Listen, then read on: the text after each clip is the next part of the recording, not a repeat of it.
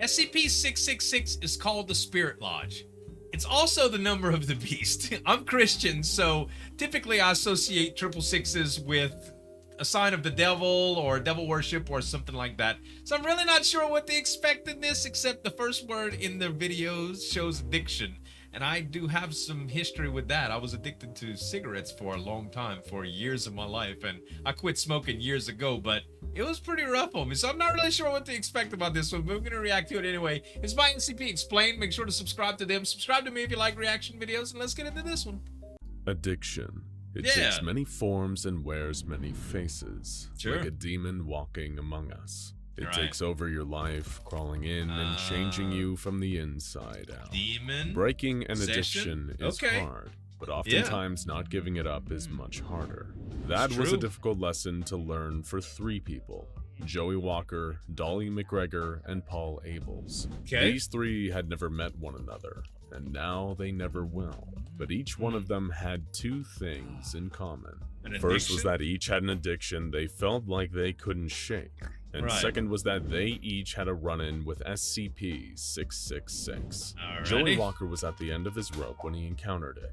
Everyone has bad days, but for Joey, every day for the last 15 years has been a bad day. He was pushing 40 with nothing to show for it, except credit card debt, a scraggly beard, and a beat-up old Mustang.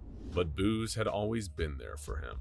No matter how bad things got, he could always count on a glass full of comfort at the end of the day. But to paraphrase a quote by Stephen King, it'll catch up with you, though. Sometimes when a man takes a drink, the drink takes the man. It's and Joey true. Walker had been long since taken. He was a love to have a transient good worker, drink. doing jobs wherever jobs needed doing.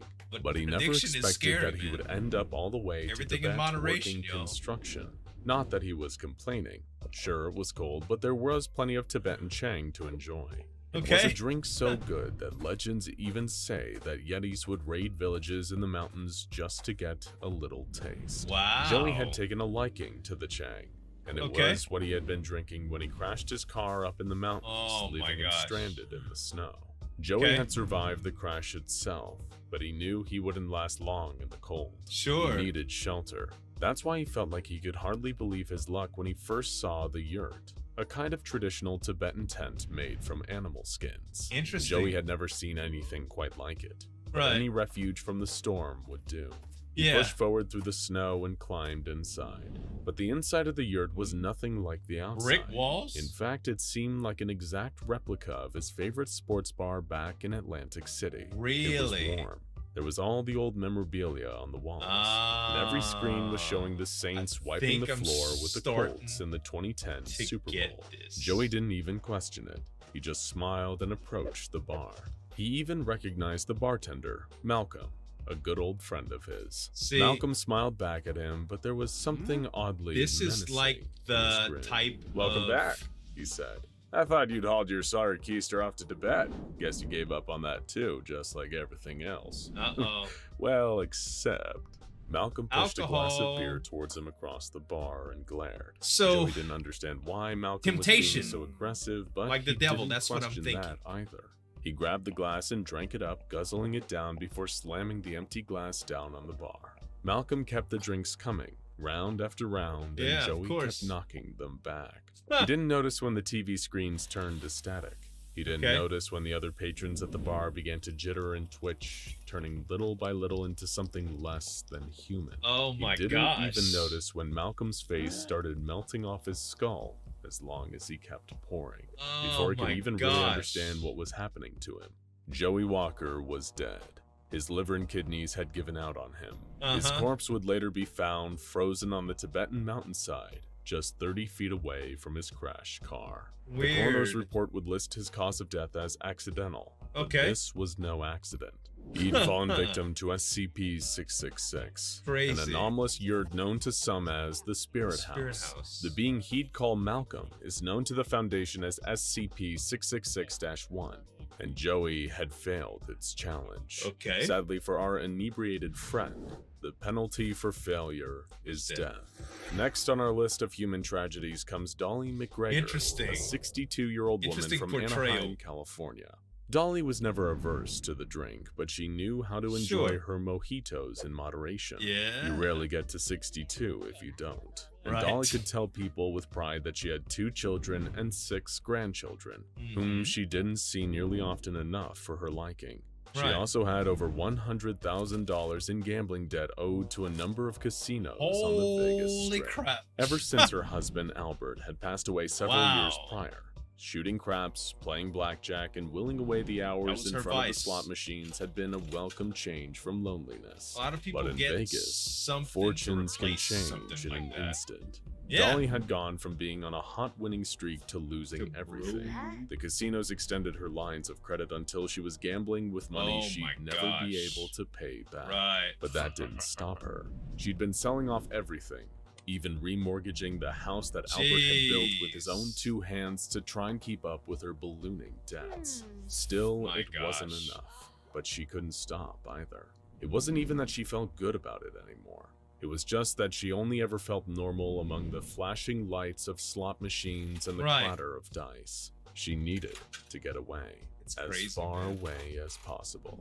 She heard about people reaching spiritual enlightenment in Tibet. They'd discover God, or gods, or sometimes just a sense of inner peace. Whatever it was, she needed to find it and get this demon off her back. So she took the last of her savings and flew off to Tibet to clear her head. She didn't know if there were any casinos in Lhasa, but if there were, her money would surely be no good there. It was exactly what she needed. But Tibet wasn't the promised land she thought it would be. Wherever Dolly went, there she was, with the same vices and demons chasing her. The first night she spent in Lhasa, she used the hotel Wi-Fi to download an online poker app on her phone. This culminated in another couple $1,000s lost, and a panic attack that caused Dolly to throw her phone into her toilet before wandering off into the wilderness. She just needed to get away. But time and space got away from her, and eventually she was knee-deep in snow. Where had she come from? Where could she go? It quickly dawned on her that if she didn't find some kind of shelter soon, she'd be done for. How strange, but all she could do was keep walking. That's when she happened upon SCP-666. The yurt was like an oasis on the barren mountainside. She didn't expect comfort inside, but it could at least provide her some shelter until the staff back at the hotel noticed she was gone. Then they'd come and save her, right? No. But when she passed through the yak leather flap into the yurt, Dolly wasn't in an ancient tent in the Tibetan wilderness. She was on a casino floor. There was a big, beautiful roulette table before her, attended to by a grinning, well-dressed croupier. They were flanked by an army of slot machines, and all the pleasing, familiar sounds of cheerful gambling rang out through the air. She approached the table, and the croupier shook his head in what seemed like disappointment. "Ah, back again, eh, Dolly?" he said with a sigh. "Of course, I should have expected it. After all, what else do you have in that empty little life of yours, hmm? Without all this, you'd be nothing, right? Nothing at all. Wow. Since Albert died and the kids want nothing to do with you, we're all you've got. Dang. So, Dolly, what'll it be? Red or black? He's just dishing it out to her. Lucky? His words wounded Dolly, but that wouldn't stop her. She grabbed her chips and put them all on red. One last spin couldn't hurt. What did she have to lose? Exactly. She blinked, and she wasn't sitting at the table anymore. She was upright, but she wasn't standing. Her wrists and ankles were bound to something, to a wheel. A giant roulette wheel, like it was some kind of medieval torture device. The croupier was standing across from her. Well, something that used to be a croupier. His face was flickering in and out. Sometimes it was human, sometimes it was a mass of eyes and teeth. More demons were sitting all at the slot machines behind him, pulling levers made from human bones. Good choice, Dolly, the croupier said. Red suits you. He reached out and gave the wheel a spin. Dolly was lost in an overwhelming, pulsing cascade of lights, colors, and sounds. The horrific, tinny noises of slot machines and the laughter of the demonic croupier. She was lost in panic and terror as she just kept spinning and spinning and spinning. When her body was eventually found, her muscles were in the advanced stages of atrophy, as though she hadn't been moving for years. Her brain was rotted, and the cause of death was determined as sudden cardiac arrest after an extended period of sleep deprivation and malnutrition. Dolly's family would never really know what happened to horrible. it. The SCP Foundation has learned a lot about SCP-666 after containing it in Site-73. Its anomalous effects, namely vivid, complex, and potentially fatal hallucinatory experiences, only affect those with some kind of addiction or dependency. To anyone else entering the yurt, it's just a normal tent, but any addicts who enter will fall under its spell, and are generally transported back to the place where their addiction was at its strongest. There they'll encounter SCP-666-1, an entity that takes the form of a figure from the subject's life, normally one heavily involved in facilitating their addiction. Any kind of addiction seems to trigger it.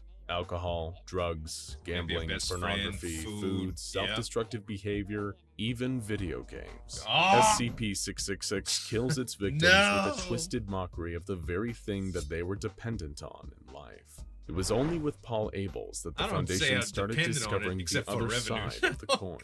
By almost all accounts, Paul is a worse person than anyone on this list. He got addicted to hard drugs early on in life, and took up a life of violent crime to support his habit. He murdered 2 people during a liquor store robbery before being convicted and sentenced to death. He'd then been picked up as a D-class by the SCP Foundation, and selected as a test subject for SCP-666 due to his history of drug abuse. The Foundation expected to be adding his body to the incineration pile sometime soon. None of the researchers working on the case predicted what actually ended up happening. Paul was forced to enter the yurt. Not long after, he found himself standing in a place he'd done everything to try to forget. The dark graffiti-stained alley where he'd been sold his first hit. This was the place that destroyed his life. Every bad decision he'd ever made could be traced back to here, and specifically to one man, Frank. Frank was his first dealer, and now here he was, standing right across from him once more. Frank was grinning like a demon. "Come on, Polly," he said. "You gotta trash. We both know what you're gonna do. Don't you feel it? The itch? Come on, one more hit, Polly. That's all you need to feel better. It's time to take your medicine." Frank, or this thing pretending to be Frank, was right. Man. He did feel the itch. He did want it. Maybe he was no better than this. He began to reach out towards Frank, but then he abruptly pulled his hand back. Frank's eyes widened in genuine surprise as Paul replied, "I'm sorry, that's not me anymore." SCP-666-1 gave a smile and said, "Maybe it isn't, Polly. Maybe it isn't."